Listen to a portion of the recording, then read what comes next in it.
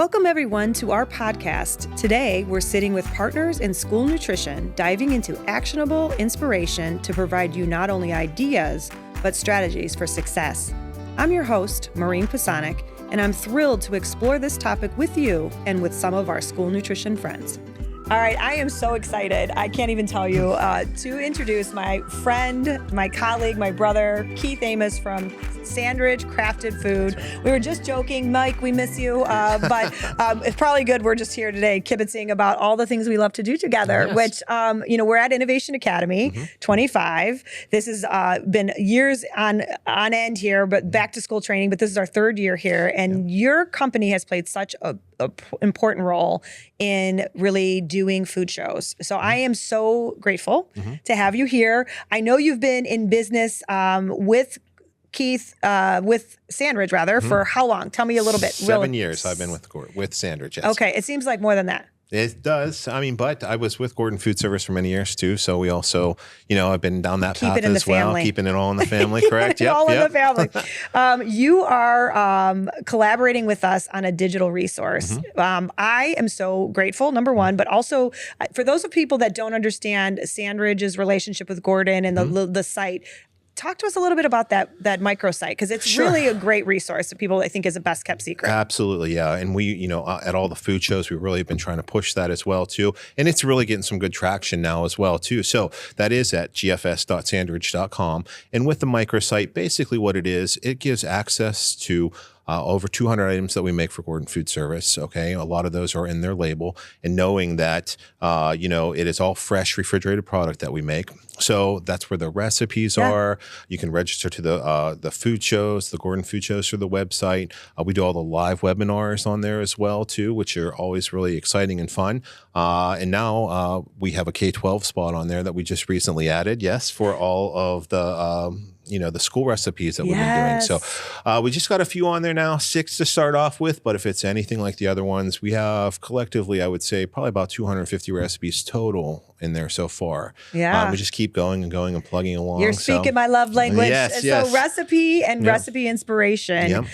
Two things I want to kind of circle back on. Number one, you're a local company. So one of the menu missions many of our schools like to share is that they're supporting local community business. So you're out of Medina, Ohio. That is correct, yep. And your product, one of your favorite commercial products is the Grandma's Potato Salad, which many people buy for their summer picnics. And we know that they think about the quality of Sandridge products for their home.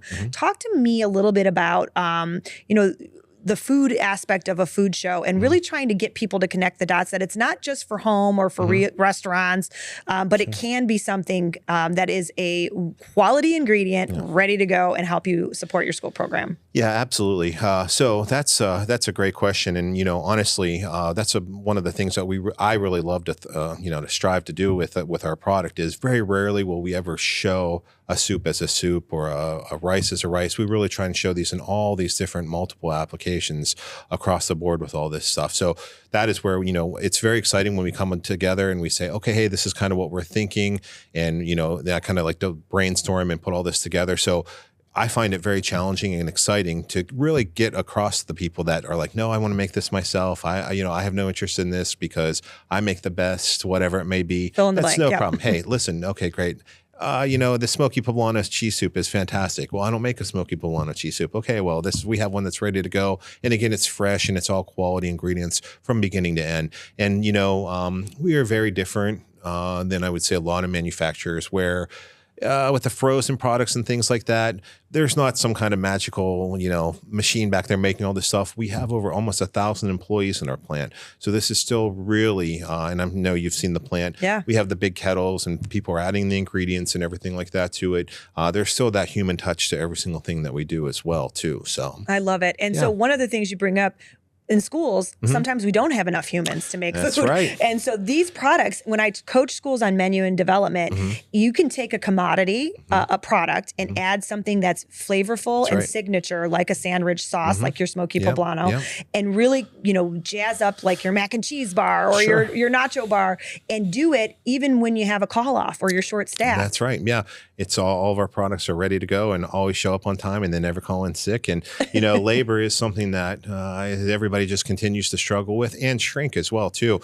I mean, what are you going to do with that extra stuff that you have left over from the day before, or that didn't go through, or hey, it's the end of the school year, we're trying to get rid of some stuff here. What are we going to do? It's a great way to use our products and incorporate into these to make unique dishes for the kids will love. Yeah, I love it. So you're showing foods today at our Innovation Academy. Mm-hmm. Yeah. Tell us what you brought and what you think is something schools need to keep their eyes on this year as far as food trends. Sure. Yeah. So, we kind of brought a little bit of a broad spectrum here. So I'll talk through each thing here. First, we brought our sous vide meatloaf. That is a great product.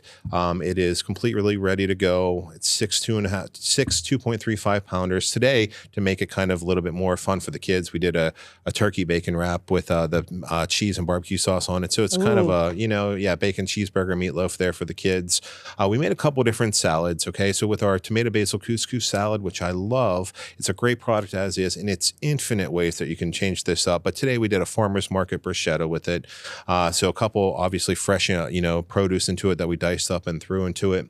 We have a brand new product, our fully cooked orzo. So today we made and I'm going to be making this on stage too, is a Greek orzo salad that we made. So that's kind of fun and exciting. Save me some of that, please. Yes, I will.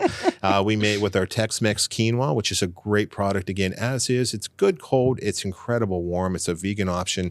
You can use it on taco bars and things like that too. But today we actually made it into a mango Tex-Mex quinoa salad. Okay, something a little bit different. And then of course we had our pulled rotisserie chicken and our pot roast today that we actually seasoned up a little bit, and we have that on a taco bar as well.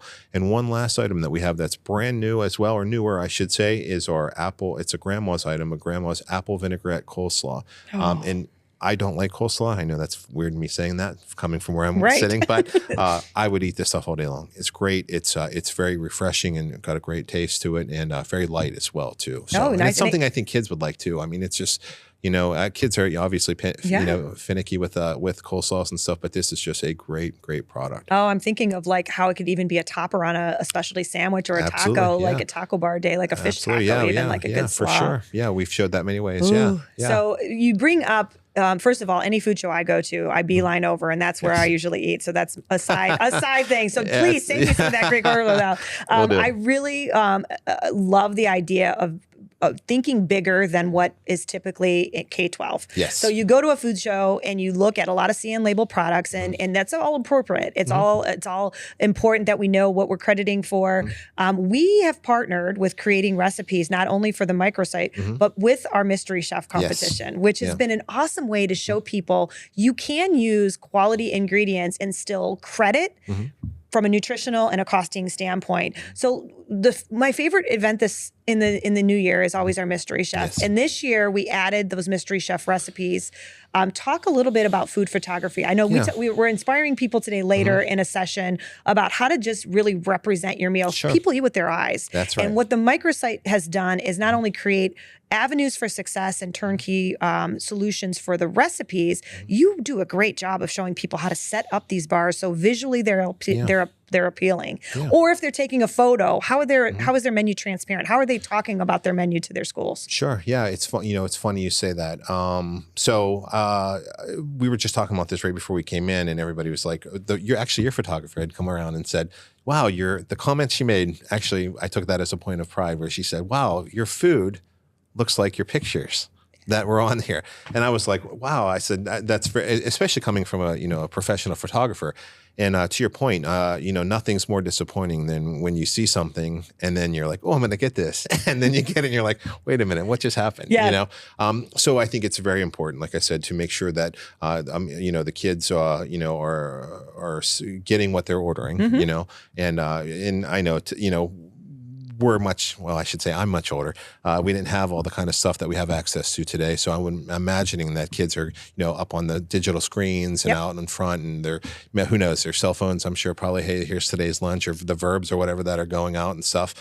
So it's very important to make sure that not only does it look appetizing in the photos, but what they're actually getting is, coherent to what that actual product is. Absolutely. So setting up your serving line for success, and then really not being your own best kept secret. So if you have this great concept or you're featuring something new, I love, we coach our schools through My School Menus with Healthy Pro, and we use the menu to be able to link to more information about what they're eating and linking to, something that's a local, let's use the apple slaw as an example, new product. There's lots of ways you can put attributes to excite folks. And then when you take a picture of the actual food they're going to get and they see it in line, that's all building brand recognition and customer satisfaction. And I would also venture to say too that those that have the photography that matches the food, their buy-in rate is probably much higher because it only takes one time when somebody gets this and they're like, wait a second, I've been bamboozled. False advertising. Yes. No, I really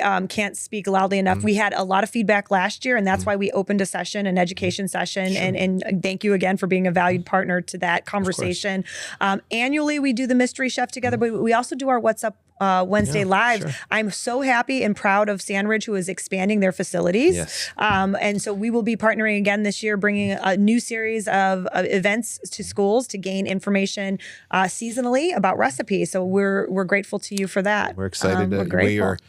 I am beyond excited. October 1st is the date that it's getting ready to open. And every day I keep going over, taking a little peek in the, where are we at today, peeking in the door over there. So very, very excited. Yeah. Well, we are so excited about not only that for you, but your willingness to be a partner in K-12. So when you were a student, tell me, what was your favorite lunch?